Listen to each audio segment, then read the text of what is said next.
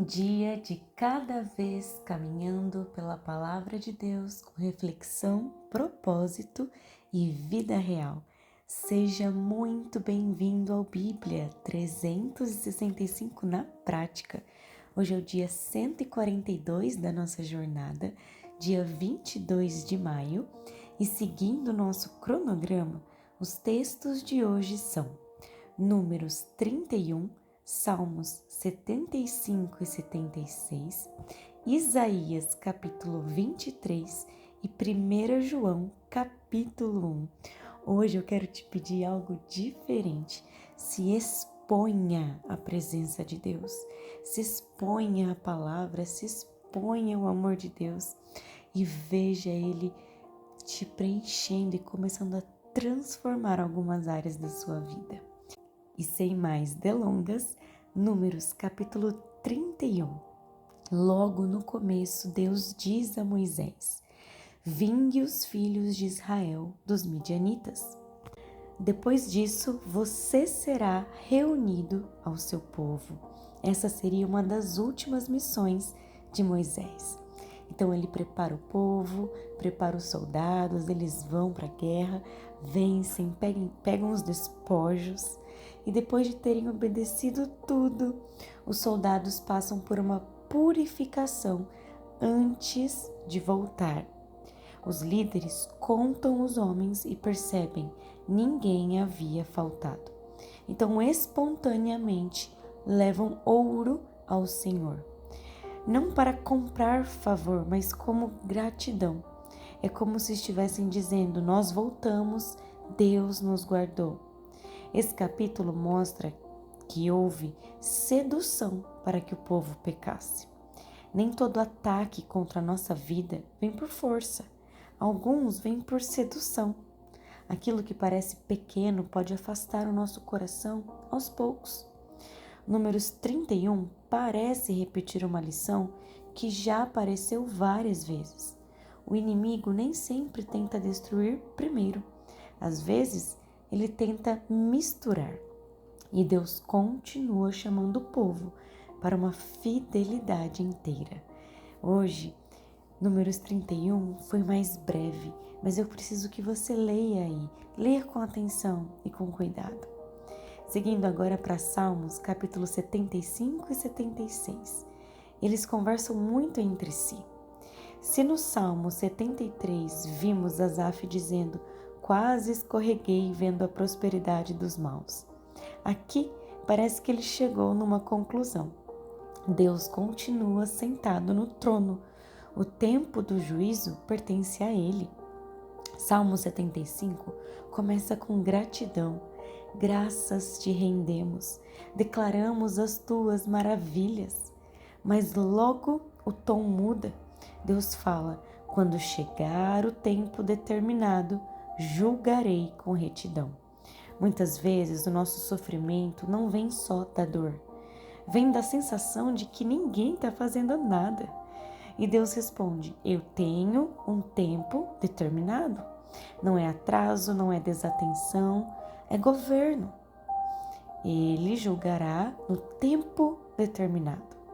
Depois vem uma frase que é quase um soco na nossa cultura de performance. Não é do Oriente, não é do Ocidente que vem o auxílio.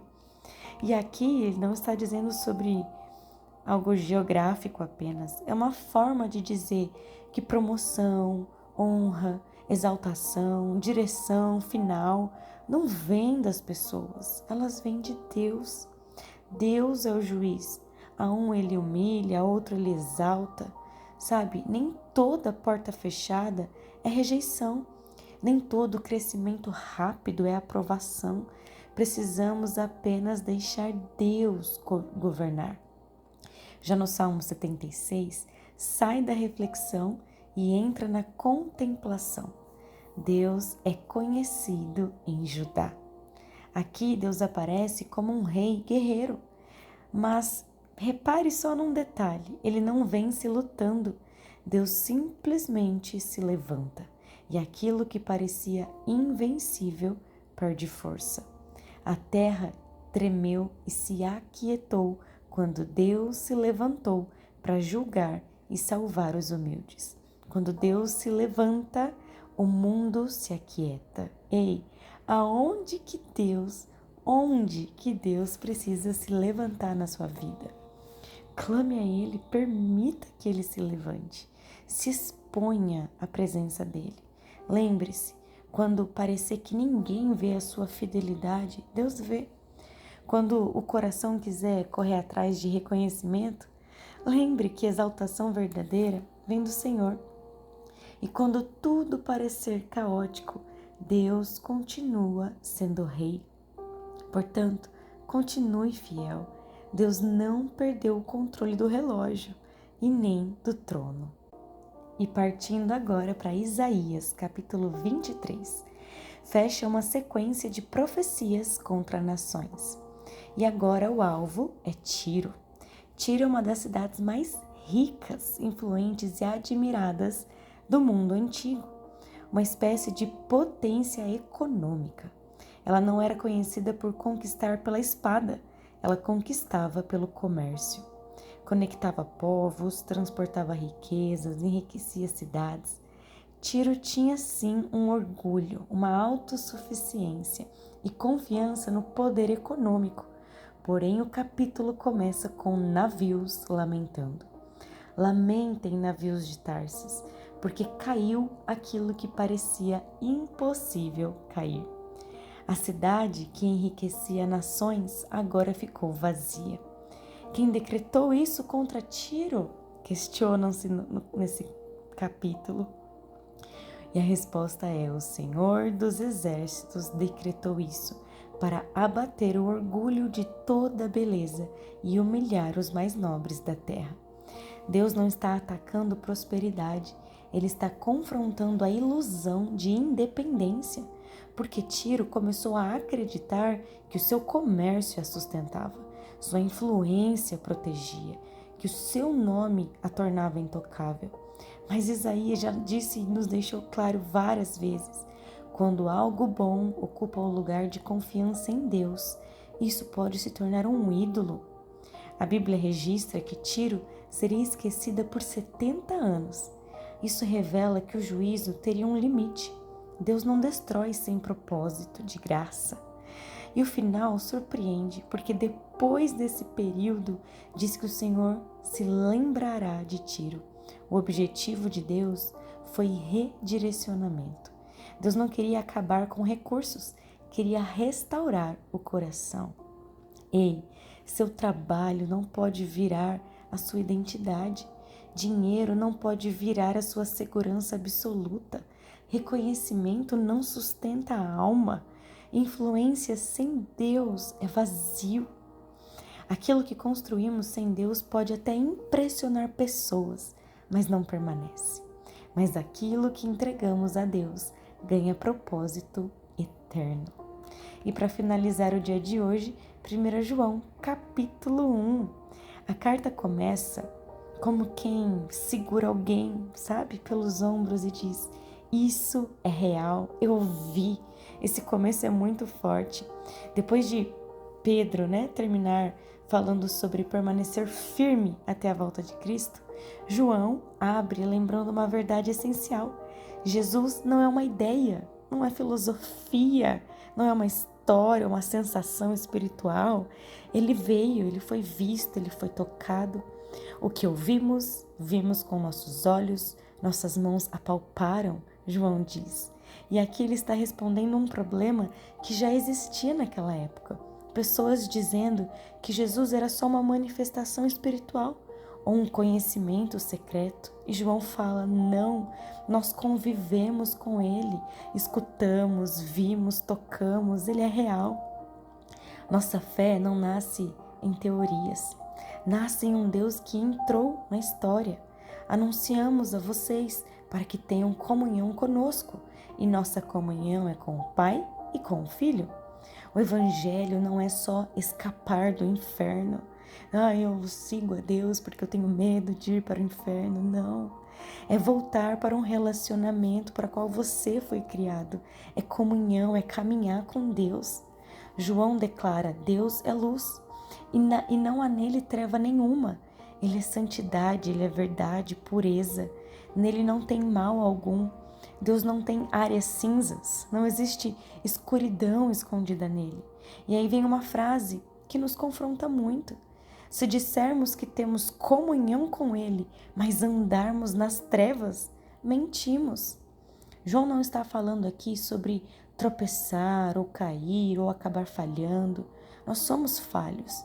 Ele está falando sobre pessoas que escolhem viver desconectado da luz e ainda chamam isso de comunhão. Ele diz: se andarmos na luz, o sangue de Jesus nos purifica. Você percebe que ele não diz assim, se formos perfeitos? Ai, se eu for perfeito, o sangue de Jesus me purifica. Não, se fôssemos perfeitos, não precisaríamos de Jesus. Ele diz, se andarmos na luz. É parar de esconder, sabe? De se esconder. É deixar o sangue de Jesus nos purificar. Se dissermos que não temos pecado, enganamos a nós mesmos.